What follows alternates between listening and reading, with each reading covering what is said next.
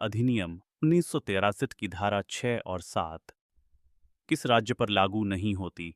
उत्तर जम्मू और कश्मीर। राजभाषा कार्यान्वयन समिति OLIC का मुख्य कार्य क्या है?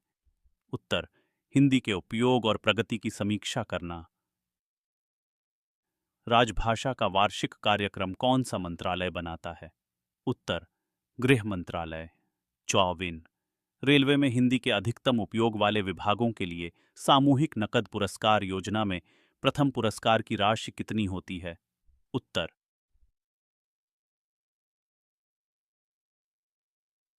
55 केंद्रीय सरकारी कर्मचारियों के लिए अंतिम हिंदी कोर्स कौन सा है? उत्तर प्रवीण और छापिन। रेलवे स्टेशनों और केंद्र सरकार के कार्यालयों के नामपट कितनी भाषाओं में होने चाहिए? उत्तर हिंदी क्षेत्रों में द्विभाषी हिंदी और अंग्रेजी और गैर हिंदी क्षेत्रों में त्रिभाषी। क्षेत्रीय भाषा हिंदी और अंग्रेजी। समुट सात संविधान के अनुच्छेद 363 के अनुसार हिंदी को केंद्र सरकार की राजभाषा कब बनाना था? उत्तर 26 जनवरी 1965। 58 संविधान के अनुच्छेद 340 के अनुसार हिंदी किस लिपि में लिखी जाएगी? उत्तर देवनागरी उसु उन्नाइट। संविधान के अनुच्छेद 347 का प्रावधान क्या है? उत्तर राज्यों की राजभाषा का 60। संविधान में हिंदी के विकास में केंद्र सरकार की जिम्मेदारी किस अनुच्छेद में वर्णित है? उत्तर अनुच्छेद 351। 61 अनुच्छेद 344 के अंतर्गत राजभाषा आयोग का गठन कब हुआ और इसके अध्यक्ष कौन थे? उत्तर 1955 में। अध्यक्ष श्री बी जी खैर वित्त। राजभाषा समिति का गठन कब हुआ और इसके अध्यक्ष कौन थे? उत्तर 1956 में। अध्यक्ष श्री गोविंद बल्लभ पंत सायसेठ। संविधान की 8वीं अनुसूची में कितनी भाषाएं हैं और कौन सी विदेशी भाषा शामिल की गई है? उत्तर 22 भाषाएं। सिंधी 64। केंद्रीय सरकार द्वारा सरकारी कर्मचारियों के लिए कौन सी हिंदी कक्षाएं संचालित की जाती हैं? उत्तर प्रबोध प्रवीण प्रज्ञा 55। OLIC का पूर्ण रूप क्या है? उत्तर ऑफिशियल लैंग्वेज इम्प्लीमेंटेशन कमिटी राजभाषा कार्यान्वयन समिति। 66 TOLIC का पूर्ण रूप क्या है?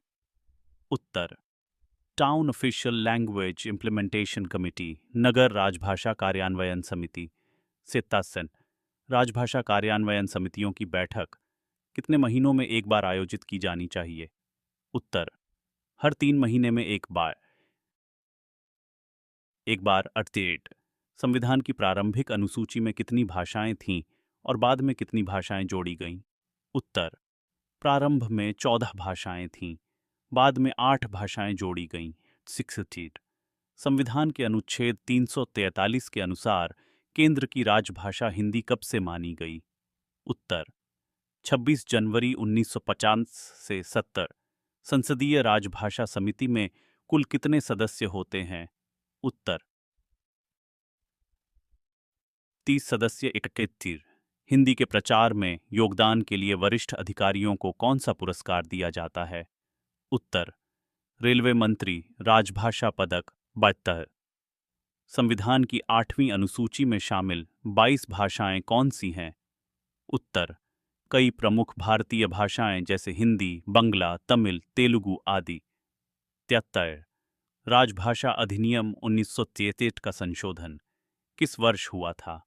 उत्तर 1967। 74 हिंदी दिवस कब मनाया जाता है? उत्तर 14 सितंबर 75। केंद्रीय हिंदी समिति का गठन किस वर्ष हुआ? उत्तर 1967। 76 राजभाषा अधिनियम 1963 किस वर्ष पारित हुआ? उत्तर 1977।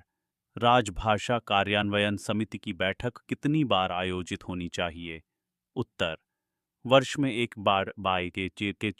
वर्ष में एक बार 78 संविधान की 8वीं अनुसूची में शामिल भाषा की संख्या क्या है?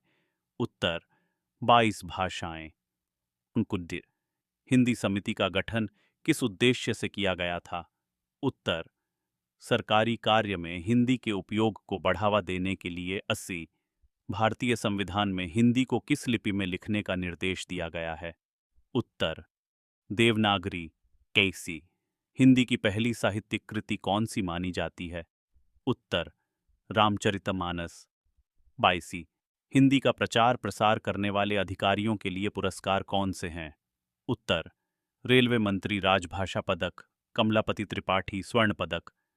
84 हिंदी को किस साल राजभाषा का दर्जा दिया गया था? उत्तर 14 सितंबर 1984। भारतीय संविधान का अनुच्छेद 343 क्या कहता है? उत्तर संघ की राजभाषा हिंदी होगी। 85 हिंदी को राजभाषा बनाने का उद्देश्य क्या है? उत्तर राष्ट्रीय एकता और भारतीयता की भावना को बढ़ाना। 86 भारत में राजभाषा नीति का उद्देश्य क्या है?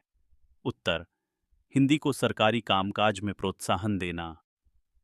87 राजभाषा समिति का कार्य क्या की?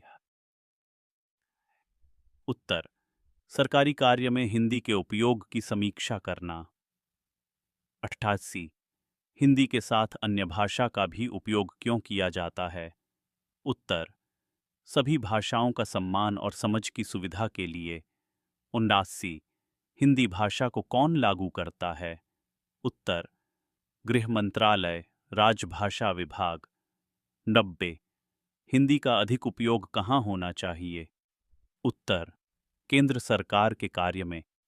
51 हिंदी का संविधान में क्या दर्जा है?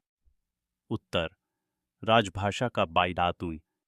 हिंदी साहित्य का कौन सा युग सबसे महत्वपूर्ण है?